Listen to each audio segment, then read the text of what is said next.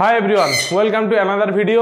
আবুল আবিয়ারি নতুন একটা ভিডিওতে আপনাদের প্রত্যেকে স্বাগত জানাই। আজকের ভিডিওর মূল বিষয় হলো যে তনুশ্রী বলে একজন বোন কমেন্ট করেছেন যে আমার লাভবার্ড পাখি 4টে ডিম পেড়েছিল, তাতে ব্লাড আসেনি এবং তারপরে 1 মাস রেস্টে দেওয়ার পরে তারপরে আবার 5টা ডিম দিয়েছিল, 5টা তাতেও ব্লাড আসেনি।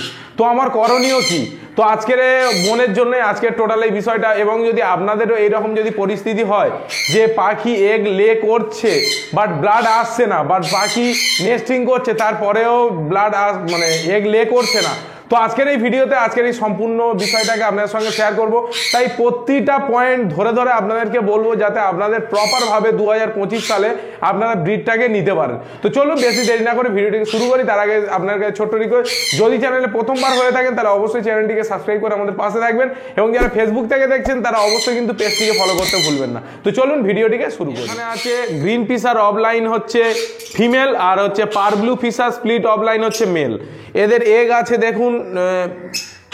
আছে দেখুন, দুটো এগ লে করেছে, দুটোই কিন্তু স্যার ইউইং অফলাইন। এখানে এ কিন্তু এগ লে করেছে, আপনাকে ক্যামেরা ঢুকিয়ে দেখায়। এ কিন্তু এখানে 6টা এগ লে করেছে, ঠিক আছে, 7টা এগ লে করেছে, মাশাআল্লাহ 7টা এগ লে করেছে। 7টাই আপনাদেরকে দেখানোর চেষ্টা করি। এইখানে দেখুন, এখানে বক্সের মধ্যে আছে, দেখুন আপনাদেরকে দেখানোর চেষ্টা করি।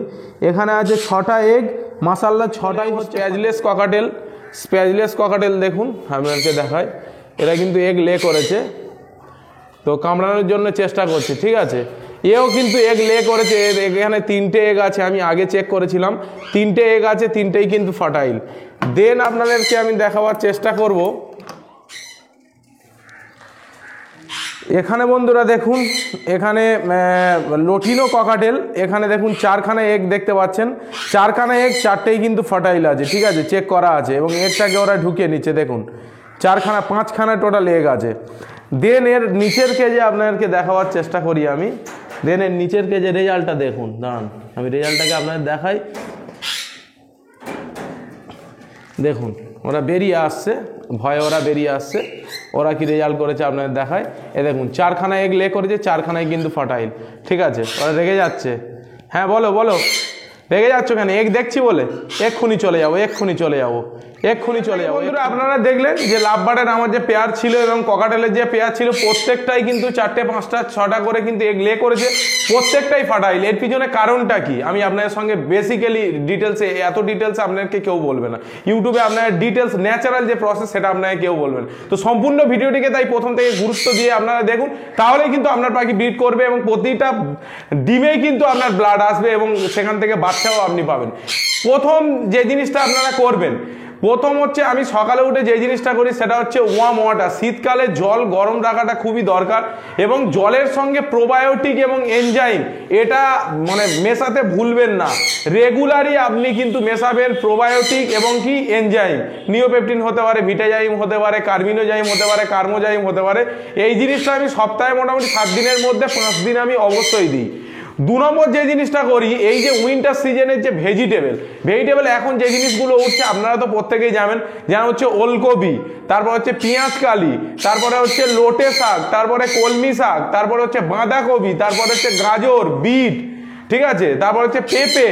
তো এই জিনিসগুলোকে আমি অল্প অল্প পরিমাণে কিন্তু রেগুলার দিই এবং তার সঙ্গে যে পাউডারটা মেশাই সেই পাউডারটা কিন্তু সিক্রেটলি আপনাদেরকে এই ইউটিউবে খুঁজলেও আপনি কিন্তু পাবেন না। সেই পাউডারটা হচ্ছে আমি নিয়েছি কি আপনাদের যে 5 ফোড়ন হয়, 5 ফোড়নের সঙ্গে আমি অ্যাড করেছি কি জোয়ান অ্যাড করেছি, তার সঙ্গে অ্যাড করে কি সিন্দুক লবণ, বিট লবণ অ্যাড করেছি, তার সঙ্গে অ্যাড করেছি কি লবঙ্গ আর তার সঙ্গে এলাচ। এই কটা জিনিসকে আমি পুরো পাউডার করেছি। পাউডার করে ওই পাউডারটাকে আমি 1 চামচ 500 গ্রাম সফট ফুডে ওই ভেজিটেবলের সঙ্গে আমি কিন্তু 1 চামচ পাউডার মিশিয়ে দিই এবং সেইটাকে লাভবার্ডকে যখন দিই প্রপার ওয়েতে সেটাকে খাই এবং যখন এলাচ, লবঙ্গ, 5 ফোড়ন, কালা জিরে, জোয়ান সমস্ত কিছু আছে তাদের কিন্তু ডাইজেস্ট সিস্টেম এবং হচ্ছে বডিকে হিট করতে কিন্তু সাহায্য করে। তো তার জন্য এই পাউডারটা যখন আমি ভেজিটেবলের সঙ্গে দিই, সবসিড দিয়ে দিই, যেমন ছোলা, মুগ কড়াই, গম, এই জিনিসগুলোও থাকে। তো এই কটা জিনিস মোটামুটি মিশিয়ে আমি প্রতিদিন পাখিকে প্রোভাইড করছি। আগে আমি অনেক মেডিসিন মেডিসিন ইউজ করেছি তার ক্ষেত্রেও অনেক সময় দেখছি যে মেডিসিন ইউজ করছি তার লুজ বুবস হয়ে যাচ্ছে, অনেক সময় সাদা চুন পায়খানা করছে। আপনি যদি ন্যাচারাল পদ্ধতিতে যদি এই জিনিসটা করতে পারেন তাহলে আপনার পাখি গ্যারান্টি ব্রিড করবে। এবারে তারপরেও অনেকের পাখি ব্রিড করবে না কেন, তার কারণটা আপনাদেরকে বলি। ফার্স্ট অফ অল, আপনারা অনেক সময় লাভবার্ডের ডিএনএ করান না, মেল ফিমেল কনফার্ম থাকে না। আপনি জানেন যে মেল ফিমেল কাঠি দেখে বুঝলেন যে মেল ফিমেল ঠিক আছে, কাঠি দেখে কিন্তু প্রপারলি বোঝা যায় না বোন। তার জন্যই তোমাকে ডিএনএ করাতেই হবে। মেল ফিমেল যদি কনফার্ম থাকে, তারপরে যদি তার এজ না কমপ্লিট হয়, তার মিনিমাম 12 মাস এজ হতে হবে। 12 মাস এজের নিচে হলে তখন কিন্তু ইনফার্টাইল এগের সম্ভাবনা থাকবে।